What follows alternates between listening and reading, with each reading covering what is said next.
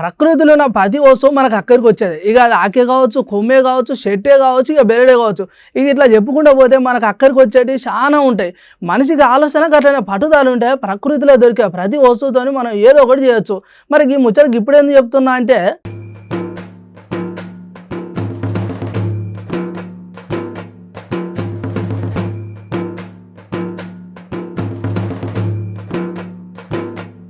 ఫోర్స్లో retire అయిన తర్వాత ఇది మా సొంత ఊరు కాబట్టి ఇక్కడ ఒక 20 సెంట్లు స్థలం ఉంది మాకు. ఈ స్థలంలో మేము నివసించాలా అని అనుకున్నాము.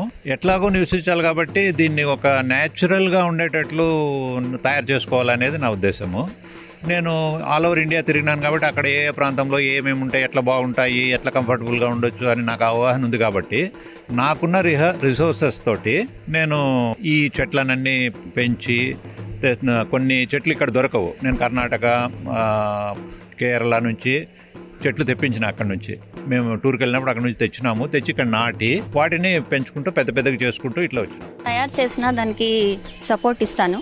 లాస్ట్ టచ్ అనేటట్టు వాళ్ళకి కొంచెం ఏదైనా మాడిఫైడ్ ఉంటే అది చెప్తాను. పెయింటింగ్స్, డెకరేషన్ ఏమైనా కావాలంటే చేస్తాను. ఐడియాస్ అన్ని కొంచెం ఐడియాస్ ఇస్తా అంటాను. అంతే, తర్వాత అన్ని తనే చేస్తాను. గాజులు, తర్వాత ఫ్లవర్ బుకేస్, ఏరోప్లేను, కొబ్బరి ఆకులతో, ఎండిపోయిన కొబ్బరి మట్టలతో చాలా రకాల వస్తువులు తయారు చేశారు. మేము తెలుసుకుంటూ మా స్కూల్ పిల్లలకు కూడా ఈ విషయాలపైన ప్రకృతిలో మనకి ఏది వేస్టేజ్ అనేది ఉండదు అని చెప్పడానికి, అవగాహన కల్పించడానికి మా స్కూల్ పిల్లల్ని ఇక్కడికి పిలుచుకురావడం జరిగింది. వారి భవిష్యత్తులో కూడా ఇలాంటి వేస్టేజ్ థింగ్స్తో మనకు ఉపయోగపడే వస్తువులను తయారు చేసుకోవాలని మేము ఈ విషయంపై పిల్లలకు అవగాహన కల్పించడం జరిగింది.